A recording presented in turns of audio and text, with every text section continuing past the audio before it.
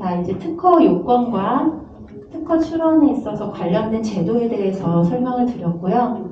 이제 우리 특허를 출원을 한 다음에 등록될 때까지 어떤 절차를 거치는지 한번 살펴보겠습니다.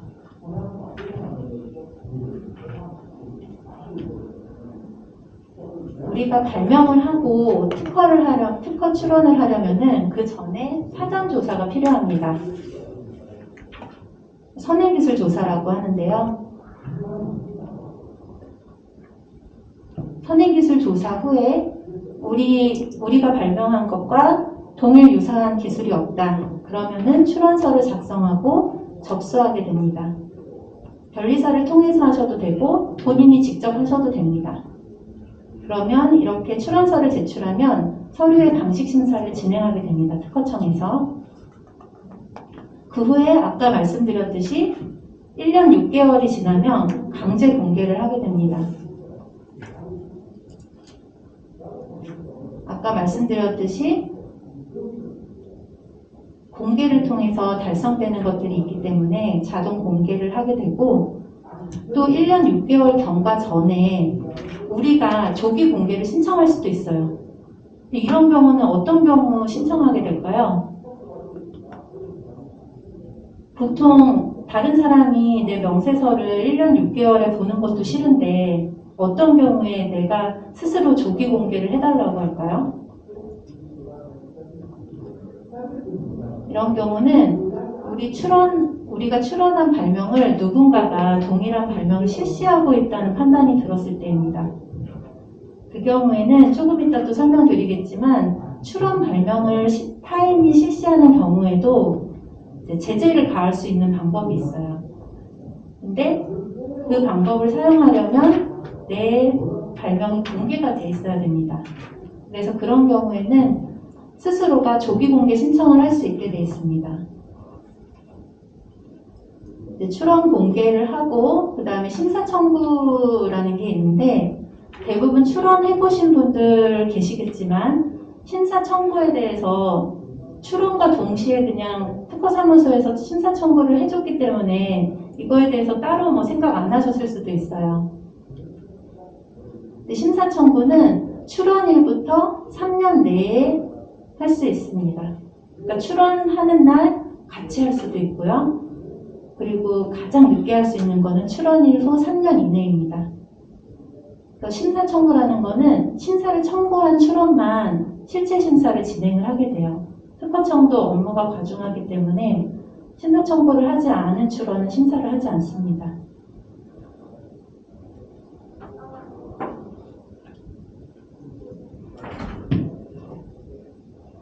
그런데 이런 경우가 있어요. 심사 청구를 하지 않는 경우는 어떤 경우일까요? 그것은 우리 출원이 기술력이 좀 낮아요. 그래서 특허 출원을 했다라고 마케팅으로 활용을 하고 싶은 경우예요. 이제 심사 청구를 해버리면 빨리 결과가 나오게 될 거고 그 특허가 거절이 될 거예요. 그러면 안 되겠죠. 그래서 마케팅용으로 출원을 하는 경우에는 심사 청구를 하지 않고 그냥 3년간 유지하게 됩니다.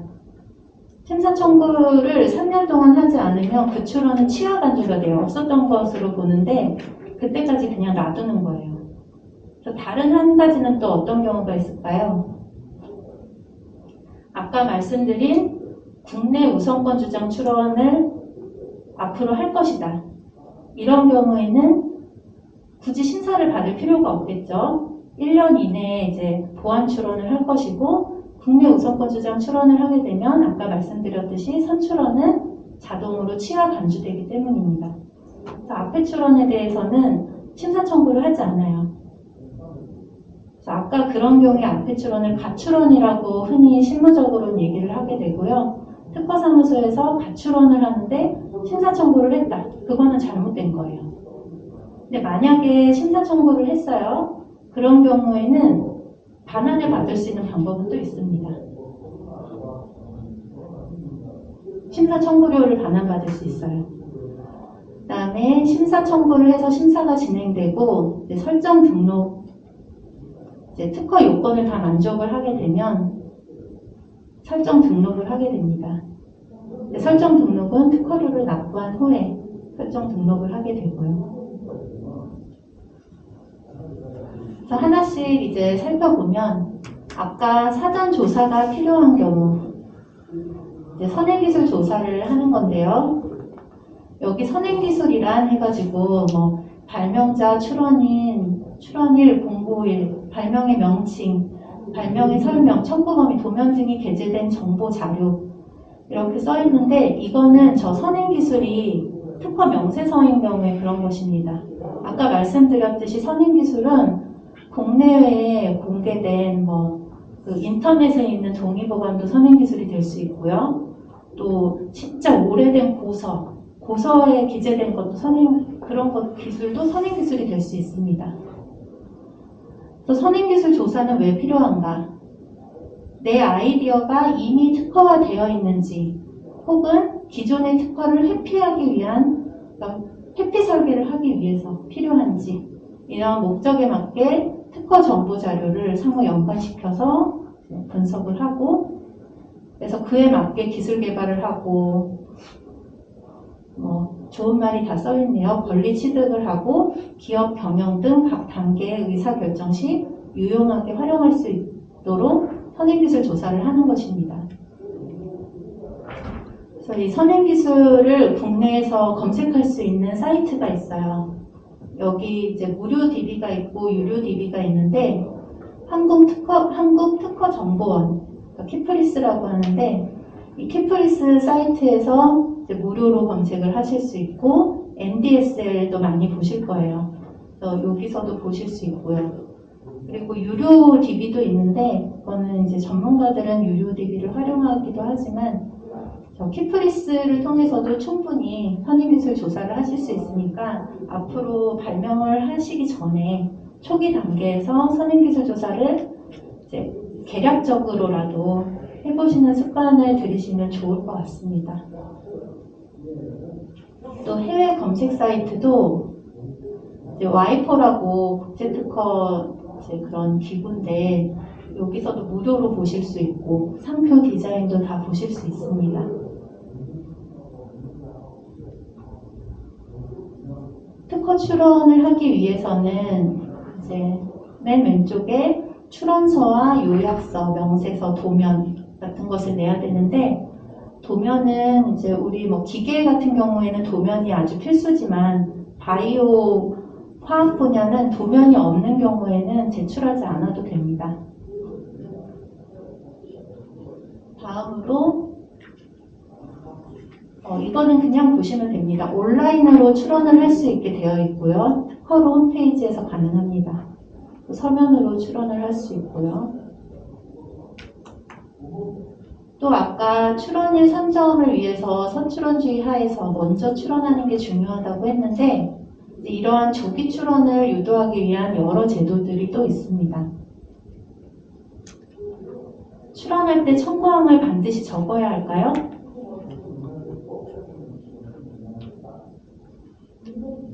그동안에는 반드시 적어야 했습니다. 그런데 2007년 7월 1일부터 시행하는 청구범위 유예제도 이 제도가 들어온 다음부터는 명세서에 청구범위를 적지 않고 그냥 실험 데이터 쓰는 부분 그런 부분만 적어서 출원을 할 수가 있습니다. 굉장히 편리하죠. 근데 이 경우에는 출원을 한 다음에 출원일로부터 1년 2개월 내에 청구 범위를 제출해야 합니다. 아까 설명드렸던 보정제도를 이용해서.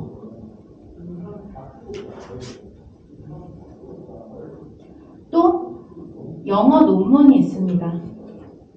이제 교수님들이나 연구자들이 영어 논문만 작성하고 한글로는 또 작성을 안 하시죠.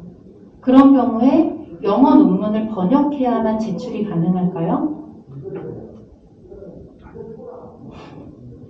아닙니다. 예전에는 다 번역해서 출원을 했어요. 지금도 그렇게 하고는 있는데 근데 이제 급하게 주시는 분들이 계세요. 근데 논문이 내일 막 공개될 거예요. 온라인에서. 내일 모레. 그러면은 이 경우에는 2015년 1월 1일 시행법이 들어왔습니다. 외국어 특허 출원 제도. 외국어로도 우선 제출이 가능합니다. 그리고 마찬가지로 출원일로부터 1년 2개월 내에 국어 번역문을 제출하면 됩니다. 이 두 가지는 같이 혼합해서 쓸 수도 있겠죠. 청구 범위도 안 쓰고 논문을 영어로 그냥 써서 내면 됩니다. 굉장히 강력한 제도 같은데요. 임시명세서 제도라고 2020년 3월에 도입된 제도. 이건 정말 가장 강력한 것 같습니다. 이건 미국에서는 이미 이렇게 시행되고 있었는데요. 이게 이제 한국에도 이런 제도가 들어오게 된 것입니다. 그러니까 명세서의 어떤 형식을 전혀 보지 않는 거예요. PDF, PPT, 워드, 한글, 심지어 이미지 파일까지 제출이 가능합니다. 논문, 기술서, 아이디어 노트 이런 것도 모두 가능하고요. 연구 노트를 사진 찍어서도 제출할 수 있습니다. 그런데 이 경우에도 1년 2개월 내에 정식 명세서로 제출하는 것이 필요하고요. 그래서 무조건 출원일을 가장 먼저 선정하는 게 제일 중요하고요. 근데 이런 경우에 그런데 지금 조금 전에 설명드린 청구범위 유예제도, 외국어 특허 출원제도, 임시명세서 제도 이런 것들은 전부 1년 2월 내에 보정을 해야 된다고 했어요. 청구범위도 작성해야 되고 외국어는 번역을 해야 되고 이런 연구 노트 막 사진 찍어서 제출한 거는 글로 또 다시 잘 써야 돼요. 근데 이게 1년 2개월 내에 보정을 해야 되는데 보정은 아까 뭐라고 말씀드렸죠? 범위에 제한이 있죠. 처음에 출원했던 최초 명세서 내에 있는 내용만 가능한 겁니다. 보정은. 그렇기 때문에 이런 경우에 보정 제도를 이용하는 경우도 있지만 아까 말씀드린 국내 우선권 주장 출원 제도를 이용을 하면 더 편리하게 명세서를 쓸 수 있고 자유롭게 쓸 수가 있는 것입니다. 중복 이용이 가능한 거죠. 이런 경우에는.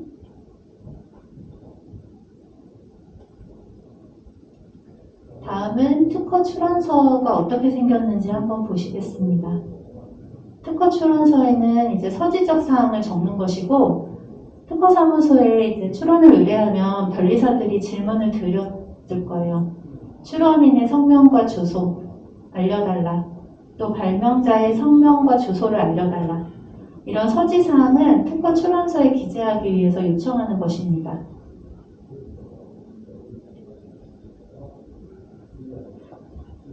또 계속 아까부터 말씀드렸던 출원 공개 제도에 대해서 말씀드려 보겠습니다. 심사 청구의 유무하고는 관계없이 아까 말씀드렸듯이 출원일로 1년 6개월이 지나면 신청할 수 있다고 그랬죠. 그러니까 공개의 효과는 서명 경고가 가능하다는 것입니다. 그리고 서명 경고를 하면 보상금 청구권이 발생합니다. 그러니까 법에 이렇게 되어 있어요. 경고를 받거나 출원 공개된 발명임을 알면서도 무단으로 업으로 실시하는 자에게 그때부터 그 사람이 안 때부터 특허권 설정 등록 시까지의 기간 동안 실시한 것에 대해 보상금 지급을 청구할 수 있는 권리가 발생된다. 근데 왜 특허권 설정 등록 시까지만 청구할 수 있을까요? 특허권이 설정 등록되면 그 후에는 특허권에 의해서 행사가 가능하기 때문에 이 보상금을 받을 수 있는 권리는 그 경고 후에 알면서도 실시한 그 날부터 특허권 설정 등록 시까지 그 기간 동안에는 보상금을 청구할 수 있고 그 후에는 특허권을 행사할 수 있는 것입니다. 근데 이 경우에도 보상금 청구도 그러니까 청구는 가능해요. 근데 행사하는 거는 특허권이 설정 등록 후에 행사가 가능합니다. 이거는 당연한 거겠죠. 이 출원된 발명이 그냥 출원만 된 상태에서는 권리가 사실 있는 게 아닌 것이죠. 등록이 돼야 되니까요. 또 심사청구 제도는 아까도 말씀드렸듯이 심사 업무를 경감하기 위해 모든 출원을 심사하는 대신에 출원인 등이 출원일로부터 3년 이내에 심사 청구를 한 출원에 대해서만 심사 청구한 순서에 따라서 심사를 하는 제도입니다. 말씀드렸듯이 3년 내에 청구가 없을 때는 그 출원은 취하한 것으로 간주합니다. 근데 이게 이제 특허청에서 심사 부담을 줄이기 위해서 심사 청구 순서에 따라서 심사를 한다고 되어 있는데 아시는 분은 아시겠지만 또 우선 심사 제도라고 또 있습니다. 그러니까 이런 심사 청구한 출원들 중에서도 우선 심사 청구한 출원은 또 먼저 심사를 하게 됩니다.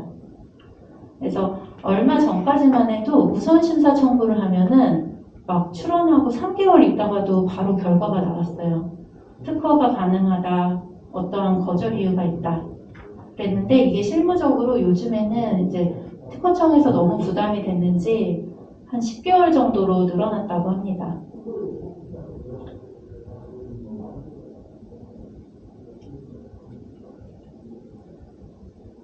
그다음에 이거는 설정 등록. 이제 특허가 거절 이유가 모두 해소되고 특허가 가능한 상태가 되면은 이제 3년분의 특허료를 납부를 하는 경우에 그런 경우에 방식 심사를 또 거쳐서 등록원부에 등록원부를 생성하게 됩니다.